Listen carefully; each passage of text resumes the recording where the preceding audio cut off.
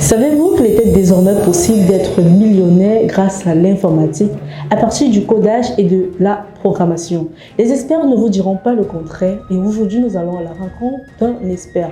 Il a bâti son empire grâce au codage et à la programmation. Lui, Takugam, est l'invité de ce jour dans le coin de l'entrepreneur. Comment a-t-il bâti sa richesse?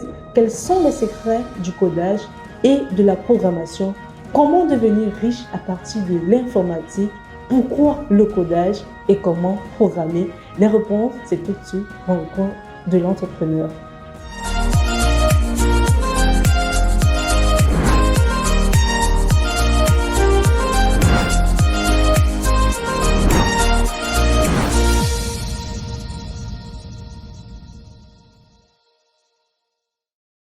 Bonjour lui et merci d'avoir accepté notre invitation.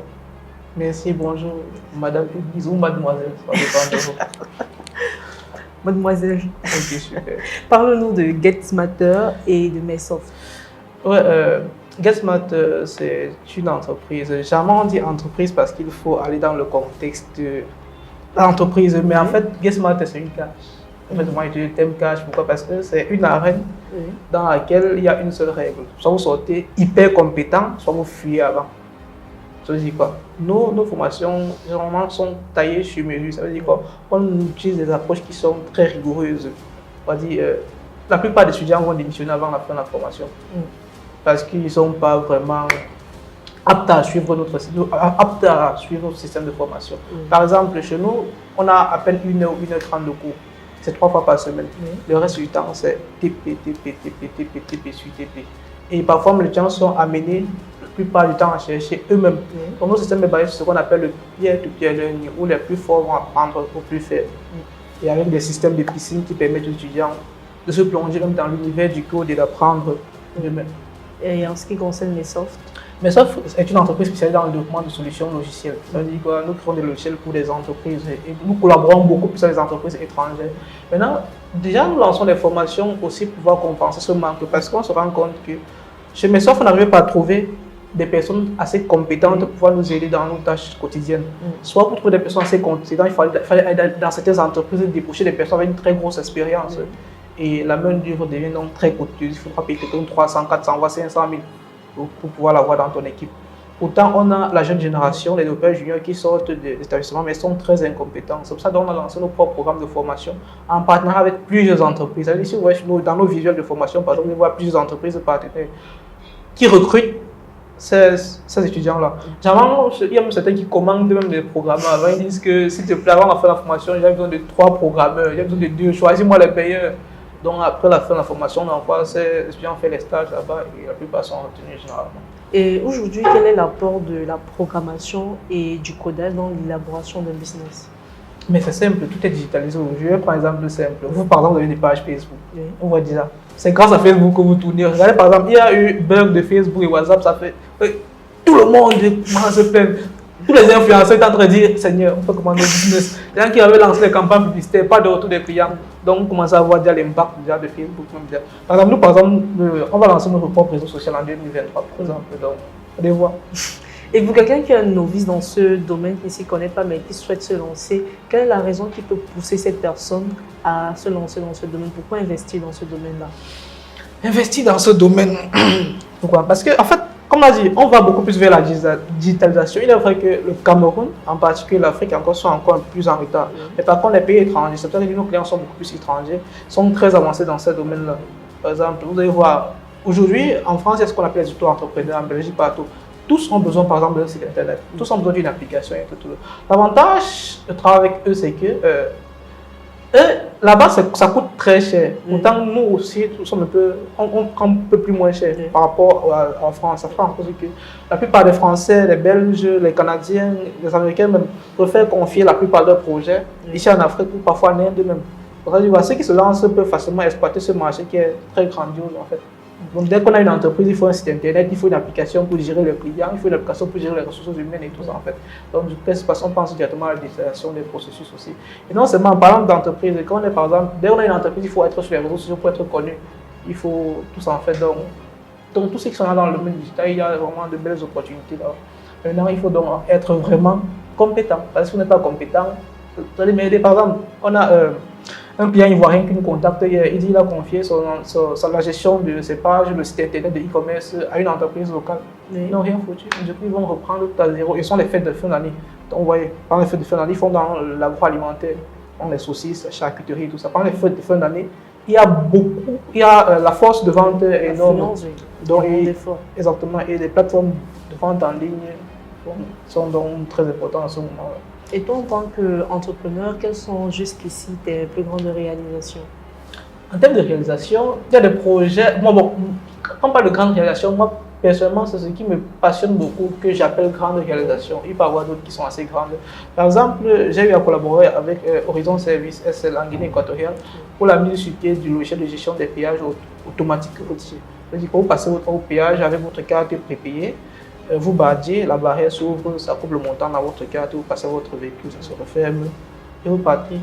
Vous avez besoin d'une personne ou du bâton comme on le fait au Cameroun, on soulève et on referme. Donc c'est l'un des systèmes qu'on a pu mettre sur pied qui est assez avancé. On a aussi des ERP de gestion, par exemple on a un ERP de gestion hospitalière pour les hôpitaux qui fonctionne normalement. On a l'un des ERP les plus vendus chez nous, c'est gestion commerciale qui est vendu dans plusieurs entreprises. Certains supermarchés l'utilisent même ici, au Cameroun. Par exemple, Idénia ou Mobile Market utilise notre solution de gestion commerciale. Donc, on a le logiciel de gestion hôtelière aussi.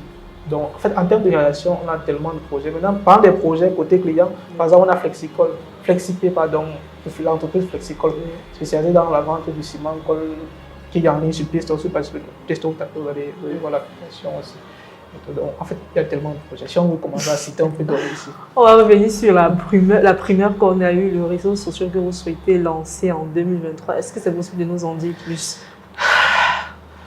Non, je ne peux pas en dire c'est comme 2023. Mais juste une petite chose. En fait, notre réseau social, l'approche est totalement différente de ce qu'on a jusqu'à présent. Pourquoi? Parce que notre réseau social va permettre premièrement aux jeunes de sortir du chômage, deuxièmement aux jeunes de pouvoir gagner de l'argent. Donc on peut s'arrêter là. Merci. Okay. Alors on va revenir sur une de vos réalisations, Estrip. Est-ce que vous pouvez nous en dire plus? Oui, Estrip, c'est une application de chat en fait qui reprend toutes les fonctionnalités de WhatsApp pour l'hôtel en France, en Allemagne. Pourquoi? Parce qu'ils avaient un problème, c'était un souci de confidentialité. Vous avez par exemple vu WhatsApp à bugué la dernière fois. Imaginez un hôtel comme ça, ils doivent tout communiquer entre eux. Maintenant, pour ce de confidentialité, pour pouvoir suivre toutes les transactions, tous les centres de l'entreprise, ils ont donc décidé de développer une application qui leur permet d'échanger entre eux. Ils ont donc contacté à travers des plateformes, parce qu'on travaille sur plusieurs grosses plateformes en ligne, d'agences digitales en fait. Ils ont contacté, on a collaboré avec eux jusqu'à la livraison du projet en question. Et toi, personnellement, comment est-ce que tu te retrouves dans le domaine du codage et de la programmation? Est-ce une passion? Ou alors... En réalité, j'ai failli faire médecine avant. Ça veut dire quoi? Comme tout jeune, bien évidemment, nous avons donc mon troisième, d'obtenir mon BPC. Je suis prêt pour la médecine, mais mon père décide de m'offrir comme cadeau un ordinateur, donc un desktop. Pentium 4, 40 Go disque dur IDE et 512 Mb de RAM. C'était un peu ça, et une clé Internet. Donc c'est où il me plonge sur Internet. Durant les vacances, donc, je suis à fond sur Internet. Je ne vais plus nulle part, je ne sors plus, je suis à fond sur Internet. Arrivé en seconde, mes notes commencent à chuter parce que tout le temps devant l'ordinateur, on finit par confisquer mon ordinateur un temps. Parce qu'on dit, ce mec qui était premier de la classe et tout ça, maintenant, avec l'ordinateur, il est tout. Maintenant en seconde, normalement, mon père sait que je vais partir en première D, mais moi je vais plutôt en première D, il n'est même pas au courant. Je paye parce que je m'occupe de l'argent d'aller payer la pension, je paye, je suis en première TI. C'est quand on remet les résultats au premier trimestre du premier de la salle qu'il est au courant que je suis en TI. Donc c'est où je me retrouve donc en informatique et je commence à bosser, donc travailler sur tout ce qui va avec, tout ce qui est informatique et tout. Et en terminant, je réalise ma première application que je vends. En terminant, ma première application qui tournait déjà et tout. Mais là, c'était sans formation, juste avec les notions reçues au collège. Non, TI, pourquoi? Parce que moi, j'ai mon oncle qui fait déjà informatique, qui est dans le domaine informatique. Donc, je suis avec lui chaque fois. En fait, avant le jour au basket. Maintenant, les mercredis, vendredis, samedi, j'ai remplacé mes heures de basket par les apprentissages en informatique. Je partais chez mon oncle resté pour pouvoir travailler. Je travaillais aussi à la maison quand j'avais Internet et du coup, j'ai commencé à apprendre en autodidacte déjà. Et cette première application en terminant, c'était à quel âge et ça consistait en quoi? J'avais 18 ans, 17 ans. Ouais, 17 ans, tu construis ta première application. Oui, c'était la gestion commerciale. Parce que c'était ce qui était plus prisé à l'époque, la gestion commerciale. Et Et aujourd'hui, que gagnera un jeune en s'inscrivant à vos formations? En fait, il ne faut pas gagner un jeune. En fait, on a besoin d'être passionné du code. Parce que si tout le monde vient s'inscrire parce qu'ils ont compris qu'en programmation ne chôme pas, la programmation de l'argent, ils vont fuir avant. Parce que c'est extrêmement rude. Ils ont, par exemple, ils ont un programme qu'on appelle le night coding. Ils vont passer 3 jours, 3 nuits ici, là. Ils vont coder non-stop. Toute la nuit. Toute la nuit, toute la journée. Sans dormir. Ils vont réaliser des tâches. Ils savent, en fait, ils sont là, ils sont en train de regarder comme ça, mais ils savent, en fait, vous êtes en train, il n'y a pas de professeur. Ouais, parce qu'ils sont dans leur projet d'enfant. Ils ont des projets qui vont planter, par exemple, vendredi. Et tout. Si vous parlez, par exemple, sur notre page Facebook, vous allez voir, par exemple, la session d'avant, en fait, ceux qui font cours à partir de mardi. Et ils ont leur coach challenge après 3 semaines et demie de formation. Ils devaient reproduire le site internet d'Orange, Camtel, Canal+, MTN, Tradex et Total Energy. Ils ont reproduit à la perfection. On n'arrivait pas à distinguer la maquette de ce qu'ils ont fait. Et quelles sont jusqu'ici tes plus grandes difficultés en tant qu'entrepreneur? En fait, si vous avez remarqué, depuis, je ne parle pas trop de travail avec les Camerounais parce que vraiment, c'est compliqué. Les Camerounais sont malhonnêtes dans tous les sens. C'est une entreprise qui ne paye pas parce que parfois ils se rendent compte que quand ils voient un jeune devant eux, ils se disent que le jeune homme, s'il a touché cette somme d'argent aussi, là, est-ce que j'avais touché ça? Comme ça, vous allez voir, dans certaines entreprises, moi, quand je vais en tant que développeur, parfois mon commercial, juste pour qu'il ne soit pas frustré. Donc, c'est beaucoup l'un des plus grands problèmes qu'on rencontre, beaucoup au niveau du paiement. Certaines entreprises, vous faites un projet, peut-être 2 millions, 1 million, ils ne pas payé, ou ils payent une partie, après ça, ils sont en fait payer une autre partie. Autant le projet est réalisé à 100%. D'ailleurs, quand je faisais les recherches sur l'entreprise, je suis allée sur votre page Facebook et il y a une publication que j'ai aimée où on disait le Camerounais bâtit son entreprise à 10 millions, ne préfère ne pas. Oui, il ne veut pas investir. Il trouve que donner 50 000 à quelqu'un pour un travail, lui, il emploie quelqu'un pour donner. Oui, en fait, le problème, c'est une question de mentalité et d'éducation d'abord, parce que vous ne pouvez pas. Parce que c'est une question de mentalité et d'éducation. Pourquoi? Parce que vous ne pouvez pas dépenser 10 millions par exemple pour faire un local, pour payer ça. Et maintenant, quand vous arrivez, quelqu'un vous dit, moi par exemple, je peux réaliser ça en peut-être 2 heures, 3 heures, et c'est énorme. Nous, par exemple, notre logiciel de gestion commerciale ou hospitalière, nous, on le vend peut-être à 100 000 francs annuellement. Mais ce 100 000 francs, en fait, nous, on crée juste un compte dessus qui nous prend à peine 5 minutes. On crée le compte, on configure, on vous donne. Mais on a pris près de 5 ans pour le développer, pour qu'il soit opérationnel, pour qu'il soit fonctionnel, pour qu'il ne bug pas. Donc, mais quand le client va dire au client que bon, il va dire, vous confiez ça en compétent. Non, 10 minutes, votre compte est 10 minutes, 100 000. Donc, c'est un peu ça. Donc, il y a cette mentalité-là. Du coup, on professe de dire, avec le marché étranger, c'est plus facile parce que peut-être les mentalités sont légèrement plus évoluées. Comme le coût de vie est aussi un peu plus élevé chez eux, ils payent facilement. Et comment lui s'est bâti pour devenir l'homme qu'il est aujourd'hui? Je ne veux pas dire que je suis l'homme qui est aujourd'hui parce qu'on n'a même pas encore commencé. On n'a pas encore commencé parce que déjà arrivé. On n'a pas encore commencé. Pourquoi? Parce que nous sommes au niveau zéro, comme bien souvent dit. Au niveau zéro. Parce que vraiment, on n'a encore rien fait. Donc, parce que nos relations, ce qui est à venir, encore très énorme. Par exemple, on va commencer par le premier palier des formations dans le domaine IT, par exemple, programmation, avec Smart et tout. Peut-être, là maintenant, on ne voit pas l'impact. Mais l'impact est très grand. Pourquoi? Parce que, vous avez vu, imaginez par exemple, ceux qui font le domaine IT sortent des universités après Bac+2, Bac+3, ils sont incompétents. Ils ne savent rien faire de manière pratique parce qu'ils ont passé toute l'année à faire les théories ou parce qu'ils sont partis dans les établissements qui vont dire que après le Bac+3, tu pars au Canada, tu pars en France, donc c'est le diplôme qu'on les a vendu en fait. Maintenant, ces gens-là, ils sont incompétents. Ce n'est pas très grave parce qu'ils vont venir se former ailleurs, peut-être ils vont upgrade le level. Maintenant, imaginez quelqu'un d'autre qui a fait plutôt médecine. Il a eu un Bac+7. Je pense qu'il y a des centres de formation en médecine. Qu'est-ce qu'il va faire? Qu'est-ce qu'il va faire? Il va partir à l'hôpital. Il va venir perfusion, il va placer. Vous allez voir, le taux de mortalité va augmenter. Donc, vous voyez que l'incompétence, c'est vraiment une maladie qu'il faut soigner déjà. En fait. Il faut tuer ça. C'est pour ça que notre premier pilier, c'est d'abord finaliser d'abord les secteurs IT. Premièrement, maintenant attaquer le secteur de la santé parce que les gens, je pense que vous partez sur la page Facebook de ma panne officielle, je ne sais pas si vous connaissez, vous allez vous rendre compte qu'ils publient chaque fois. Telle personne a été mal opérée, telle personne a été faite, c'est quoi? C'est l'incompétence en fait.